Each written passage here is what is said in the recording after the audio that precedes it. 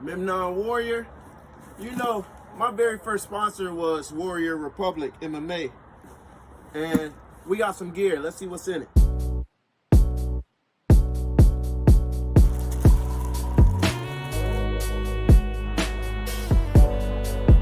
Memnon Warrior. I'm rocking my Warrior Republic gear. You know what it is. We're ninjas out here. If you're a ninja, go ahead and get your ninja gear. Warrior Republic. MMA.com, warriorrepublic.com. Get the finest MMA gear possible. Look, here, if you want to do ninja stuff, you got to get ninja gear.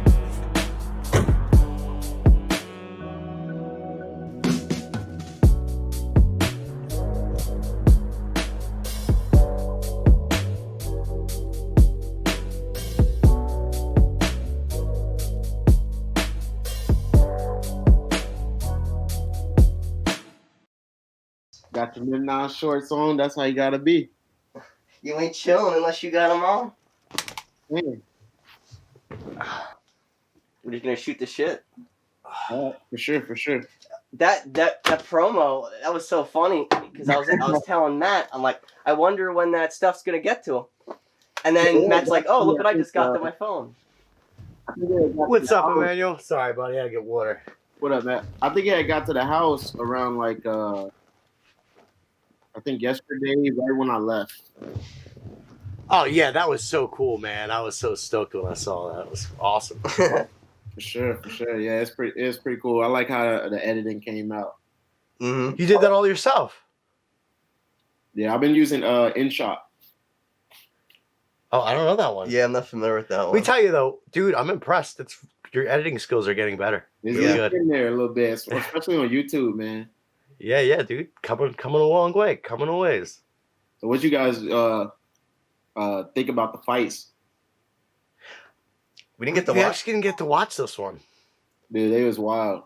Really? Even for a fight night? Back from Wisconsin. I'm sorry, I missed that. What fighter? I said we was watching the fights on the way back from Wisconsin. Oh, nice. Yeah. What, at the gym? Or you were just in the car? In the car. Oh, wow. Yeah, ESPN.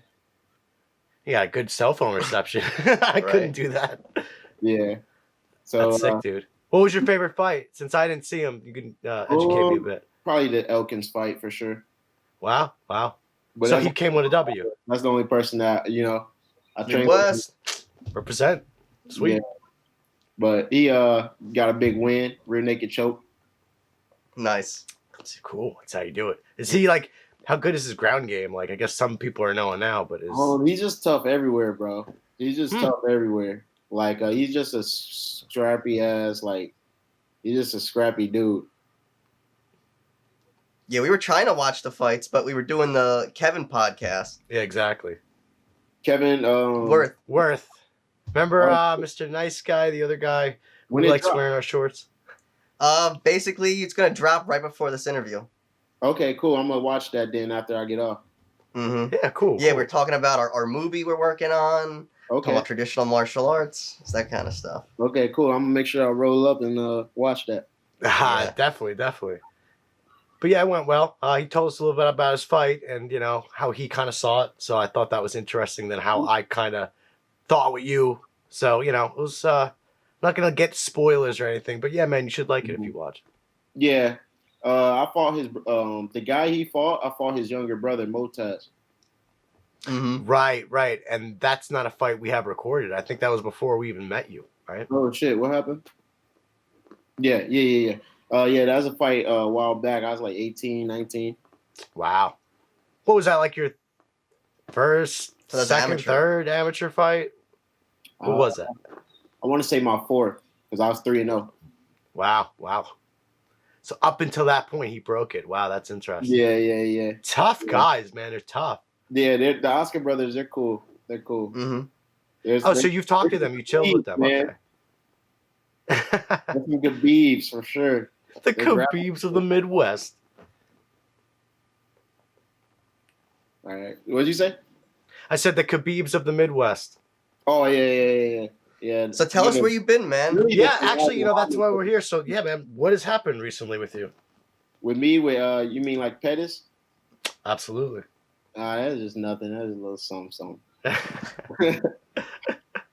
Man, just the tryouts. You know, the tryouts you sent me.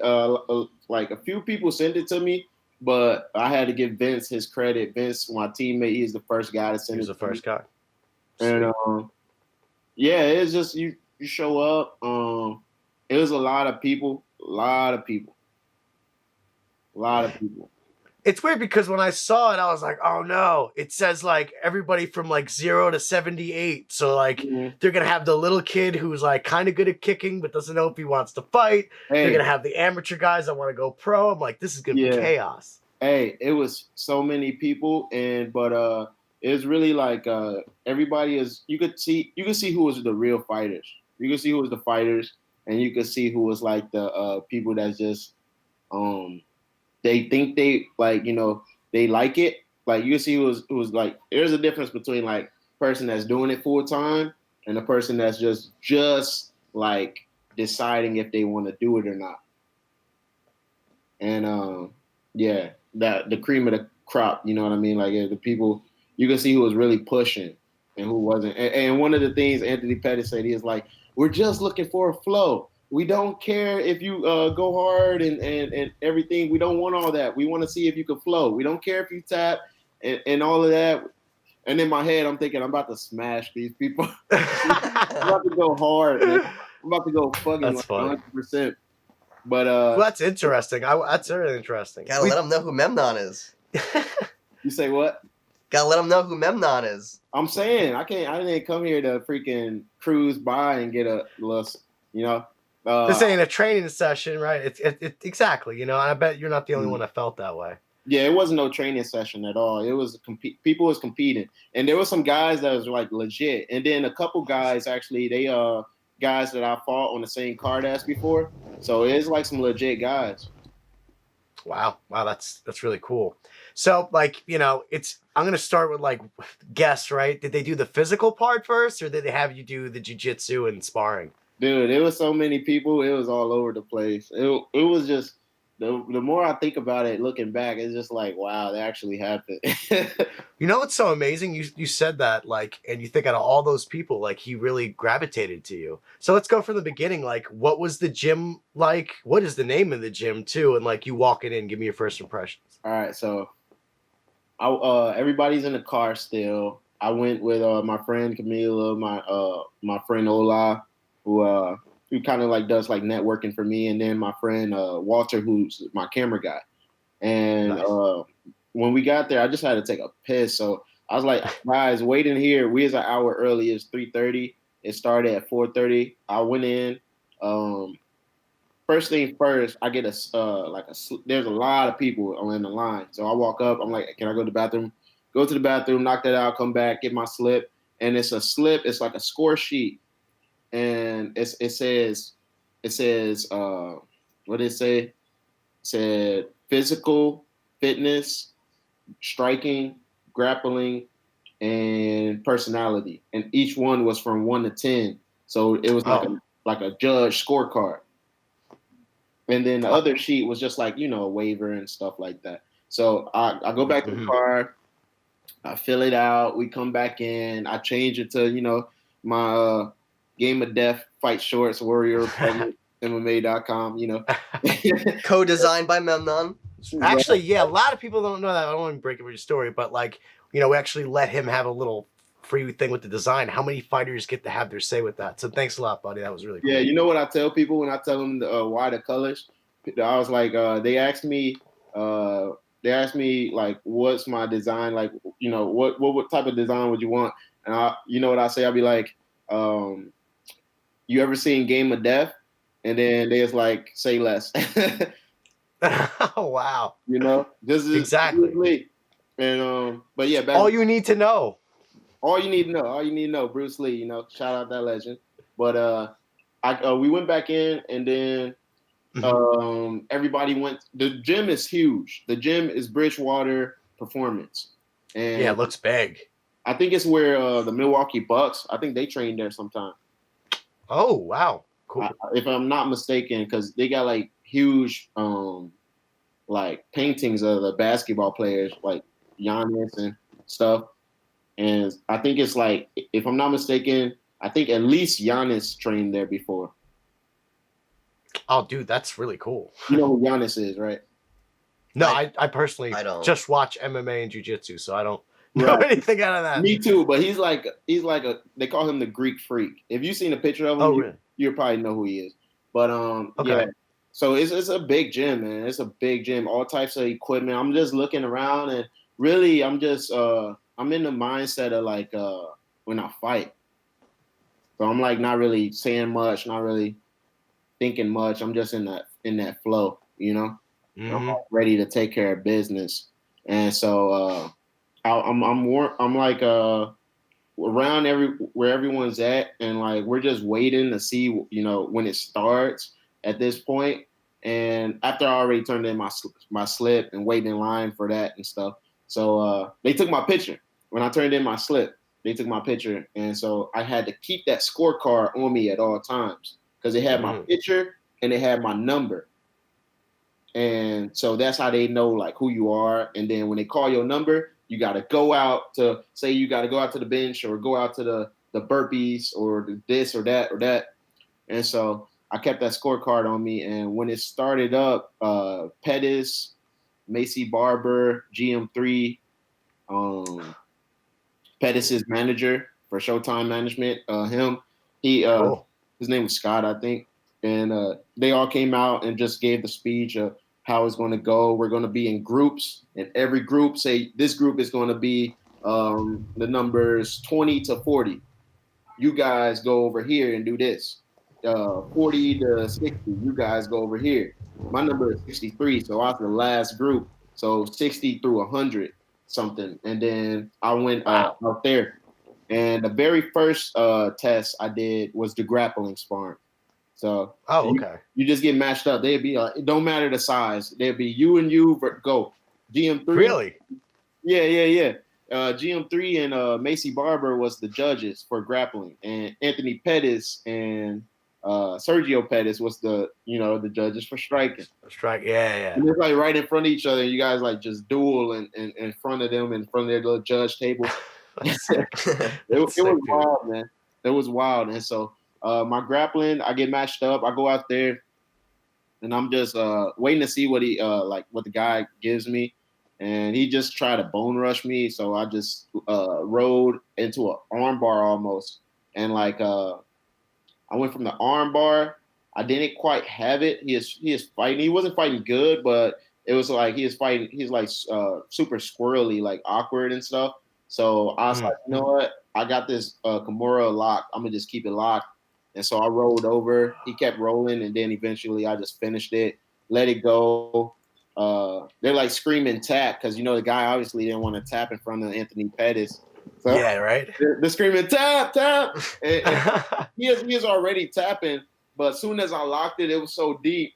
I think it was one of the I think it was GM3 or Macy Barber, and she was like tap. and so I let go and rolled out and came back. Wow. GM3 is like go to your knees, no takedowns.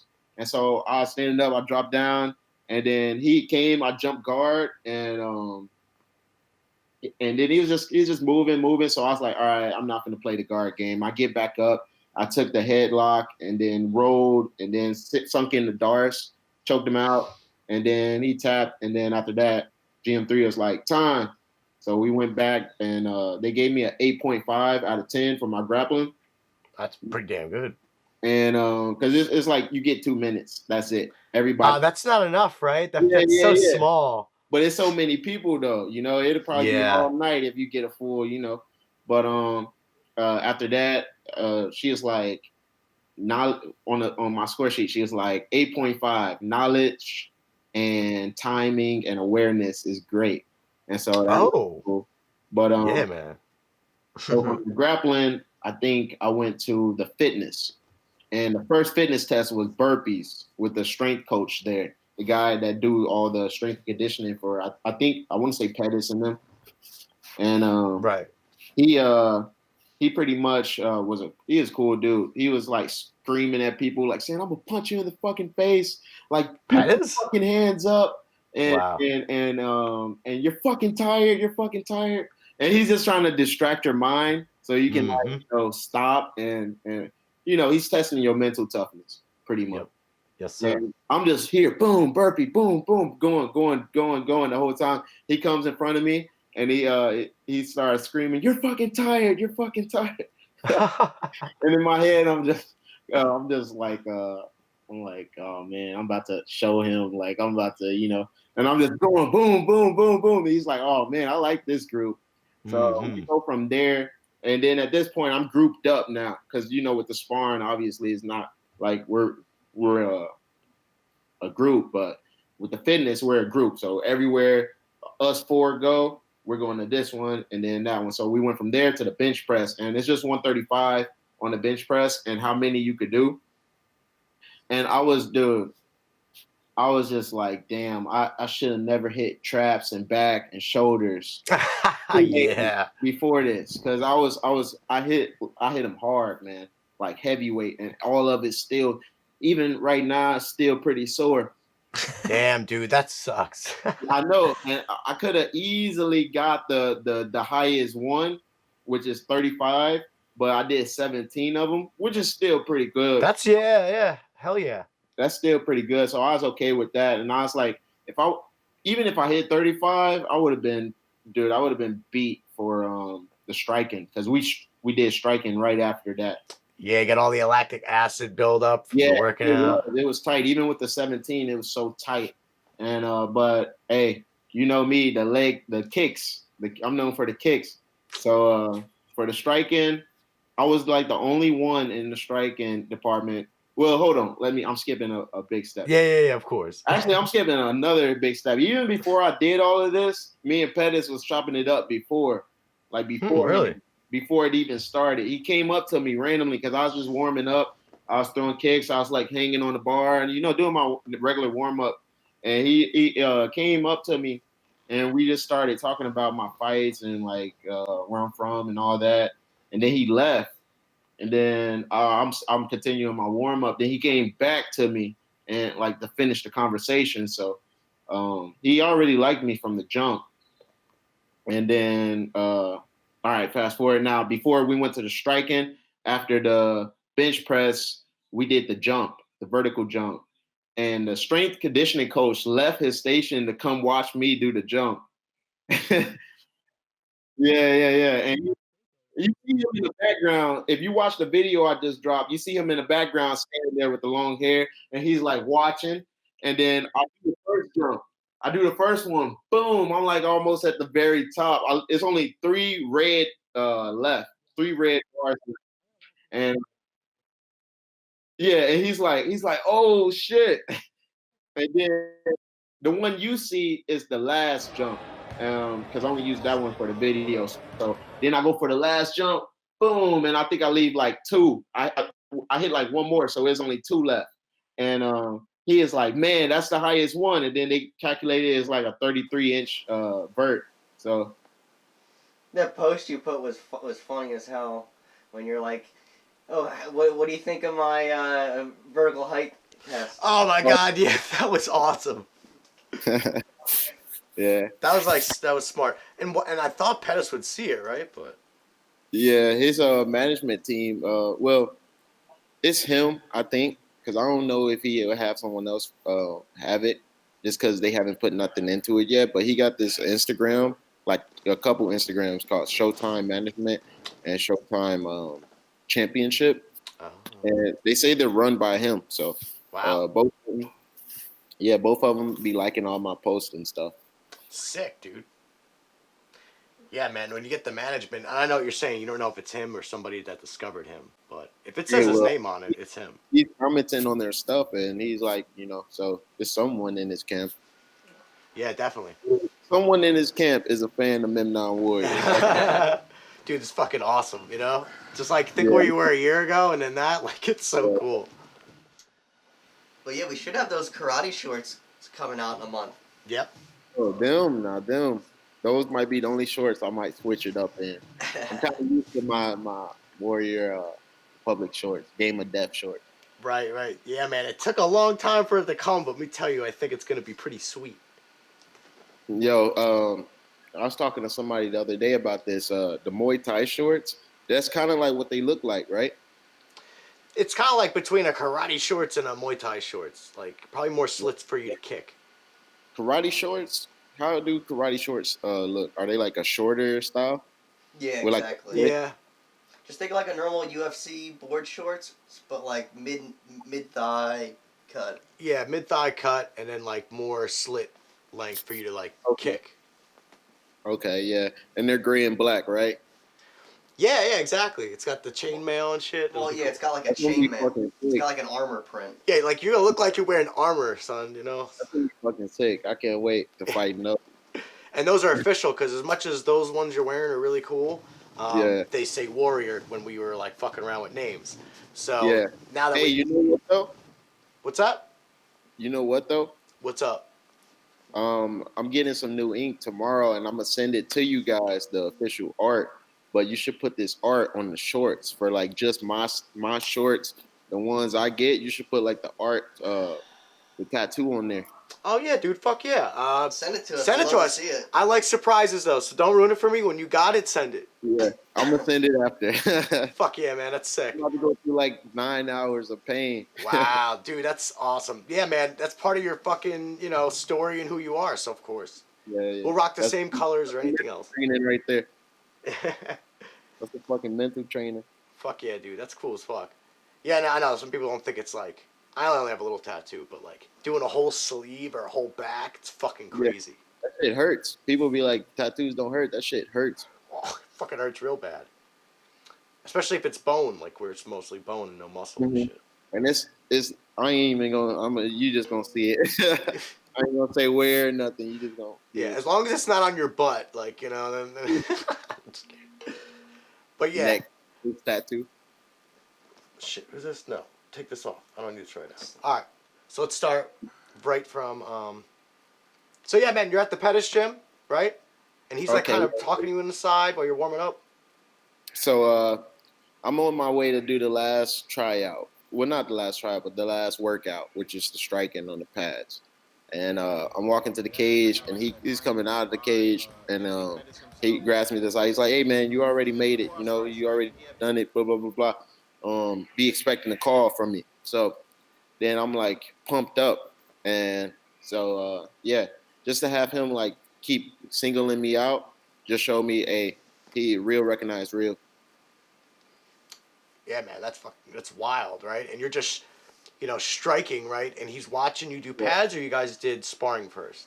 No sparring. It was jiu-jitsu sparring, but I had already did that. That was my first workout, and I got a Doris choke and a Kimura. Sick, sick.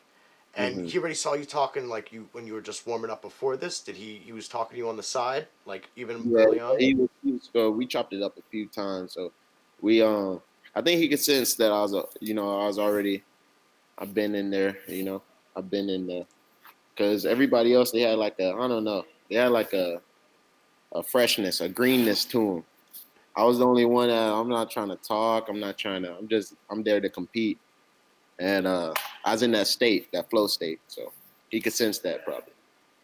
Yeah, man, because that's a whole different thing. It's like it's not even like you're at work. It's just like boom, laser, point vision, and like you know what you're there for. You're not messing around. You're not trying to see. Because some guys are just doing it for a hobby, or some guys are like, I'm a jujitsu guy, but maybe I want to do MMA. You're like, I've done this, and this is my shit. This is my world. So you're saying you were getting so excited, you were like hitting the bag, doing tornado kicks. Yeah. Yeah. After that, he gave me a little bit of energy, so I was hopping around on the bags, looking like Goku out there. Because you said you were just gonna go regular do punches, right? And then you talked to you, and you're like, well, I'm gonna go crazy. No, everybody I was watching, because I was observing everybody, and it was just everybody is either trying to look pretty or they were just basic. It was just jab, cross, hook, rear kick, jab, cross, and you could tell the pad holders was bored. Like they're like, first thing I did was I came out. I told the pad holder, I was like, I want to throw some flashy shit. So he is like, okay, hook kick, spinning hook kick, boom, boom. We just got straight into it. And then after all those kicks, he is like, hey, let me see some hands. And so then the pad holder started naming out boxing combos. And so I did that, boom, boom, boom, boom, making sure I'm moving my head before and after the combos. Because that's the thing I've seen. Everybody is throwing combos, their heads just on the center. They're not moving. They're not defending themselves. It was just really basic. Yeah, man, that's sick. That's totally true. Like I've even seen that, especially like a lot of amateurs. Like they'll have their strikes, but you're right. The head's here. They're not moving after every strike because Yeah. that's such a big thing about fighting. It's the not getting hit part. And they don't realize that you can move your hands and do all you want, but if you really don't move your head, you're basically not gonna have a long career either. You're going to get tagged. Yeah, keeping your head on that center. Because as much as you can hit them, they can hit you. Your head's there. And dude, I have a lot of people who I'll call that out and I'll say that on pads with them. And I'll be honest, I got to redo it myself. Like I'm rusty, but you'll tell them that, and then they don't understand. They have to relearn how to do some of the strikes. You never get it. You never master it. That's the whole point of the experience. Even world champions, still do the same mistakes. The day one beginning mistakes. It's just you always practice it. That's what separates the champs. Those are the guys that's practicing the basics every day. Those are the guys that's doing the basics consistently. Absolutely. And then so many of them don't have defensive basics, which is exactly what you're talking about. You'll get beat up if you just think you know it all. You think, okay, my head movement is great. I don't got to work it no more. I got good head movement. I don't got to work it. No, you got to keep working it. Yeah, exactly.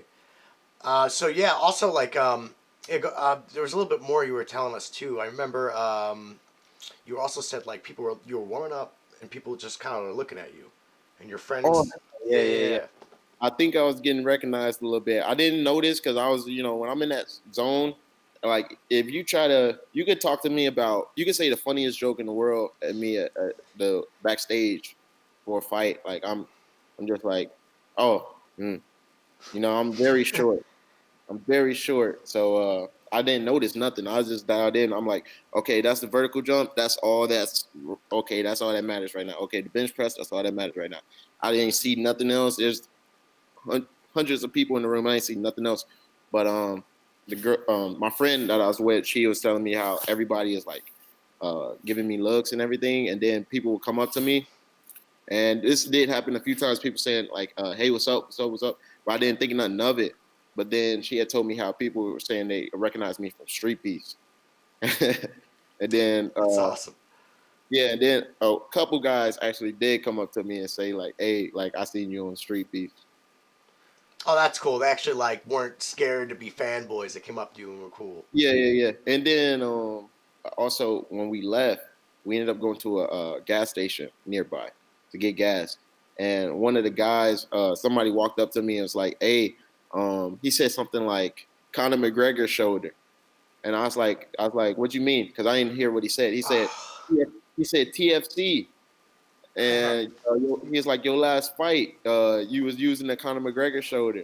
And I was like, you was there? And he's like, yeah, I did the camera work for TFC. No way. Oh, that's awesome. Yeah. So at first I didn't know what he was talking about because he said your last fight. But that was like in January. Yeah, that was a great fight. You got to show a lot. Yo, what you guys think of lifting and mixed martial arts? Of what?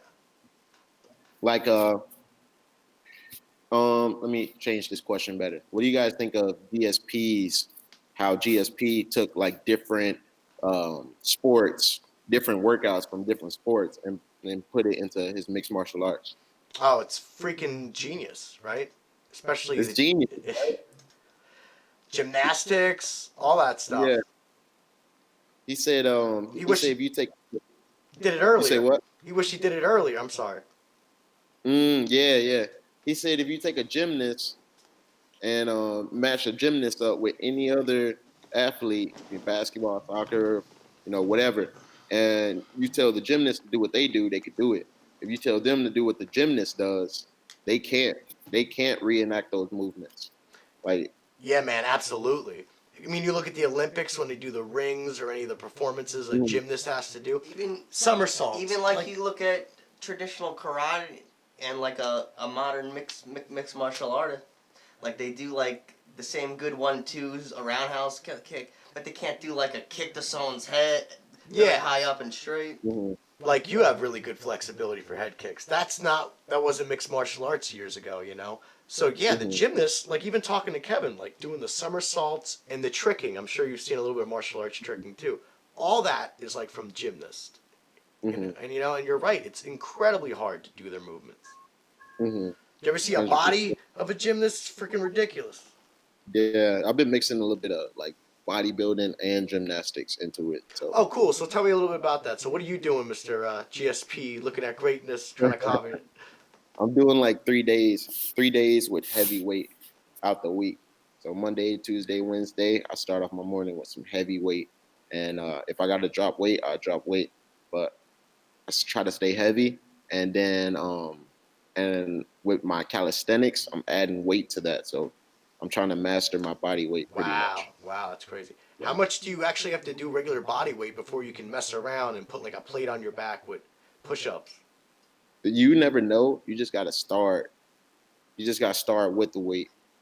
You know, if it's hard with the weight, then you know you can do it without the weight. True.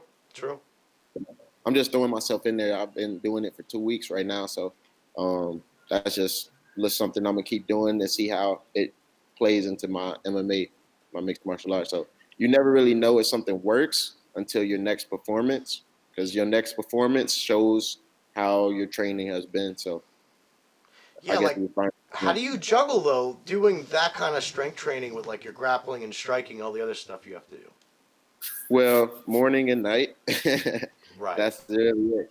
I'm just pushing my body right now. I'm like on some Vegeta stuff, like push, pass your limits. Yeah. Yeah, man. Push. That's you know cool. how he got to force himself to go Super Saiyan? Yeah.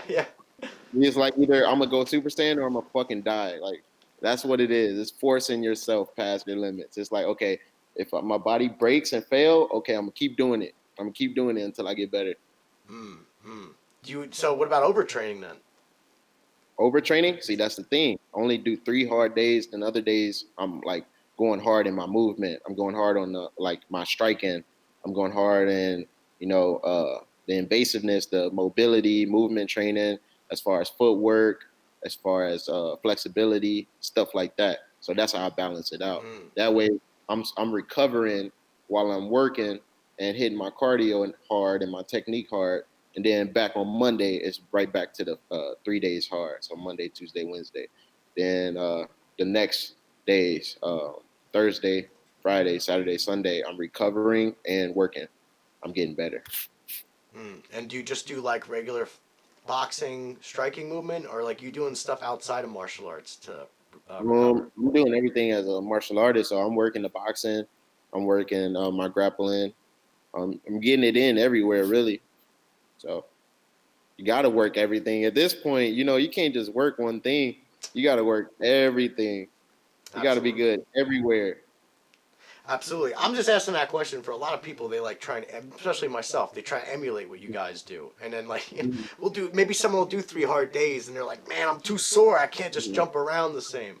So like, it takes some getting used to. Yeah, you want to be, but you got to think about it. I got Thursday, I got Friday, I got Saturday, and Sunday. I got all those days to recover from those 3 hard days. That's true. And then it's not like I'm sitting on my ass on those 4 days. Like I'm still working on those days. So it's like an active recovery, And you're grappling too on those days? Yeah.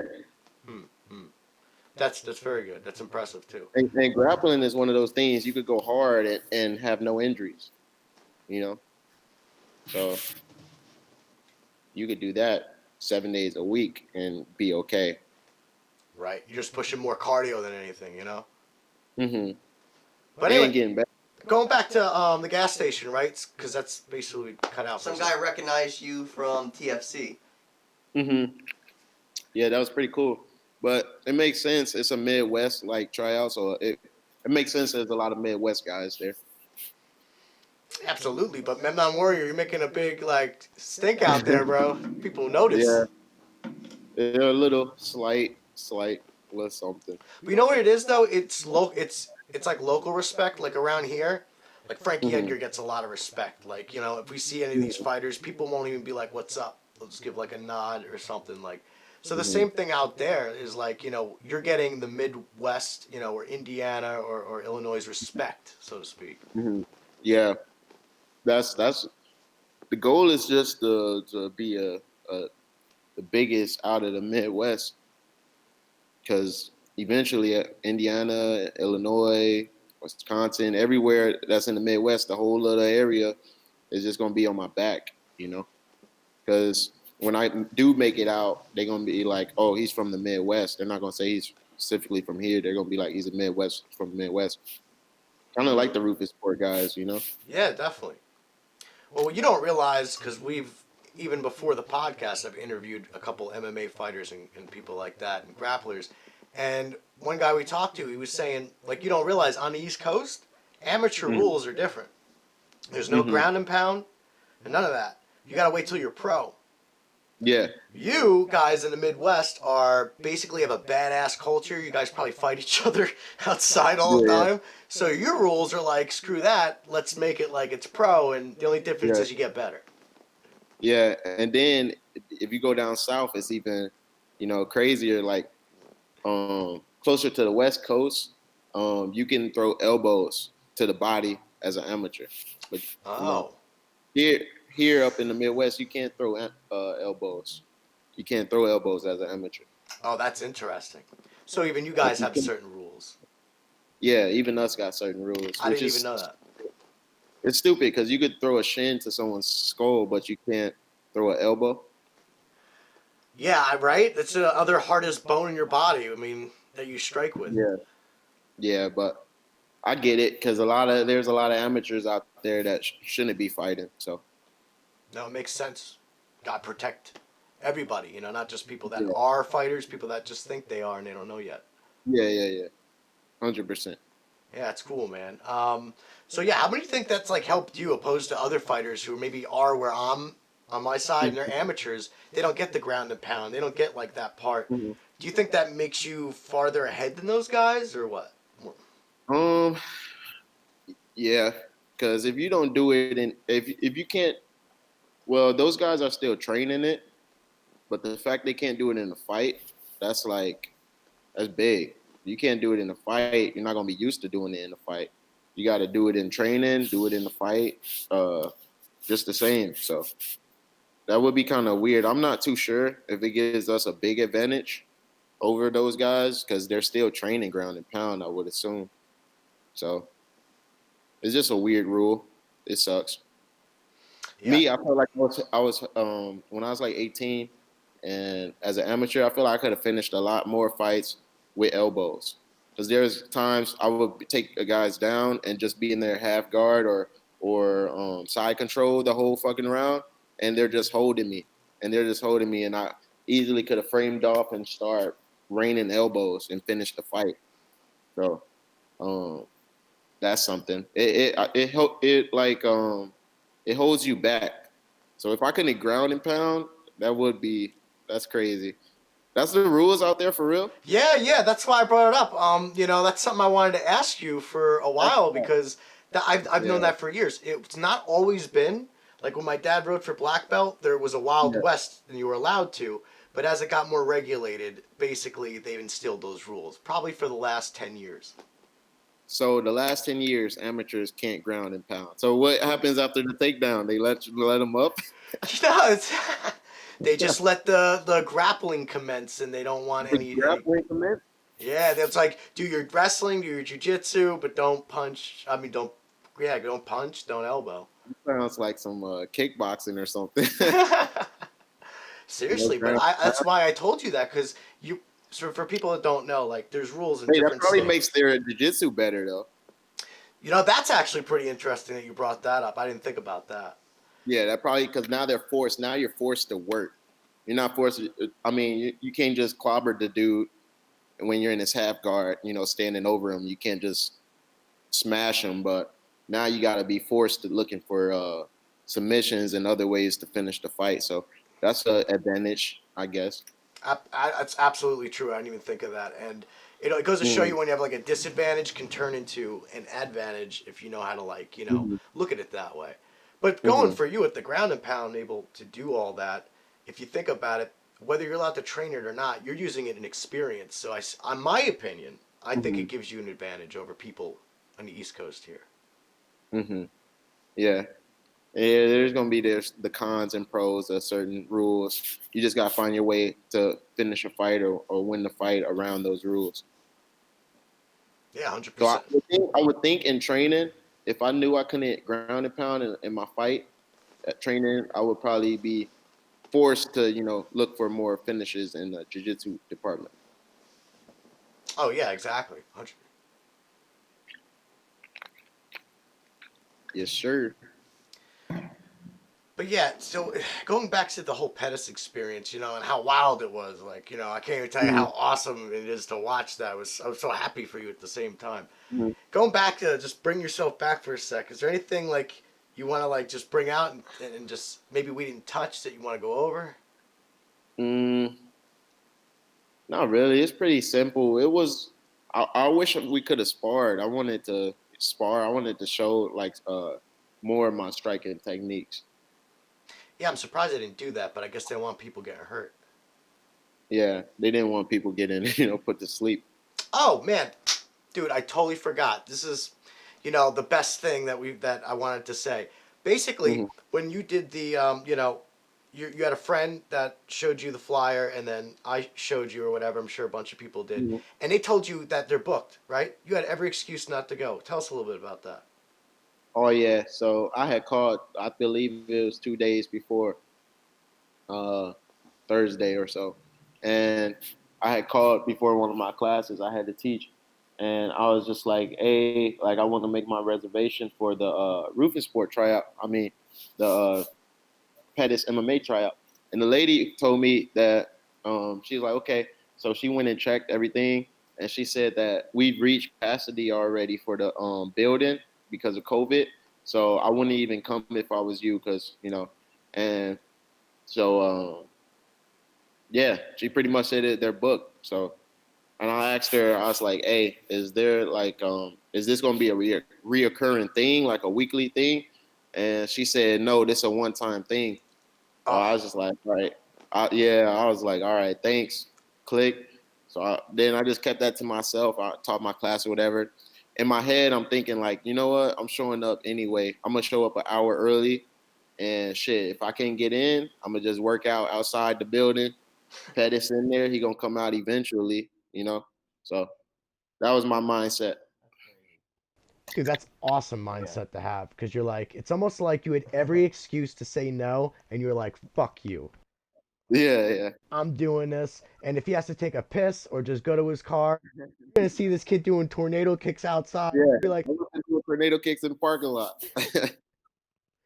and of But course, it's like, why isn't this guy in the building? And then yeah, that's yeah, so if you want something, you go get it. And so I'm really proud of you. And at the same time, anybody watching, thank, that's what you do. Yeah, some people might thank. have been slowing down for 2020. For Memnon, he cleaned out street beefs. Yeah, Staying Before busy. that, he had a TFC title fight, which you won. I like what Connor said. He said, 2020 is the year of tunnel vision. Perfect vision. So I used that and I ran with it because I wasn't about to let like anything deter that. I seen how people broke during this like lockdown and shit and virus, and how people just gave up on stuff and got put on the shelf. I wasn't gonna be put on the shelf. I was like, you know what? I got shit to do. I'm not waiting around.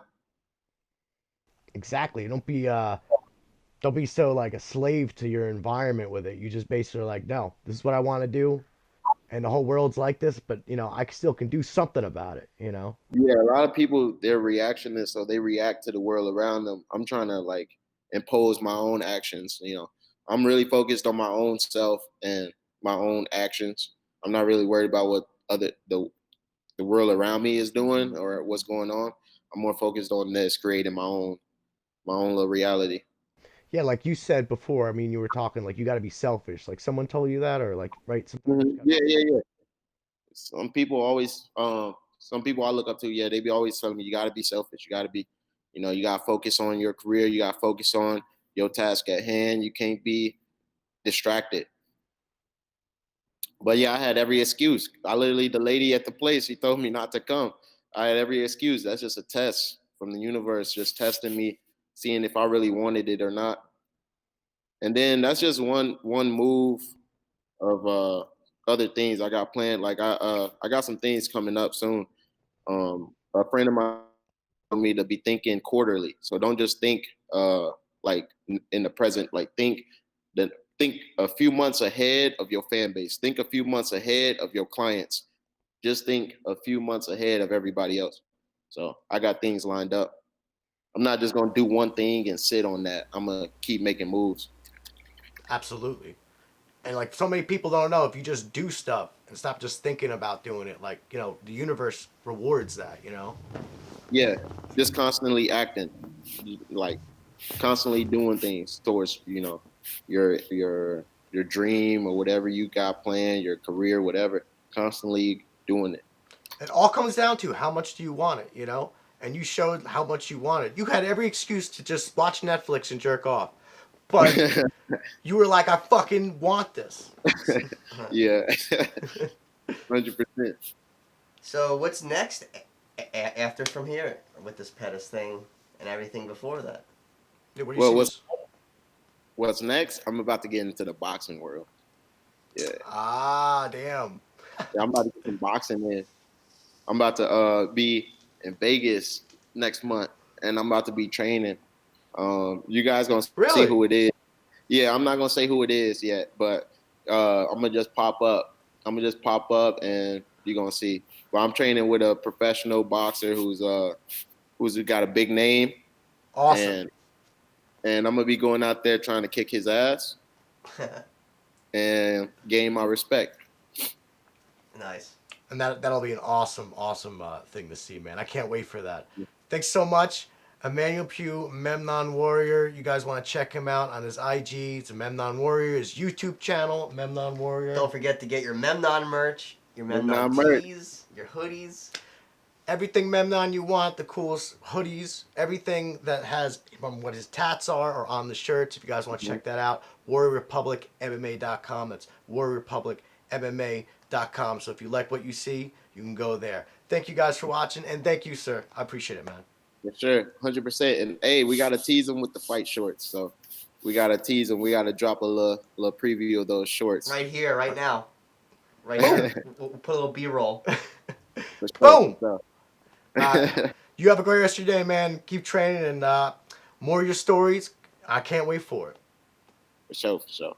All right, thanks for having me. Have a good one. You too, man. Peace.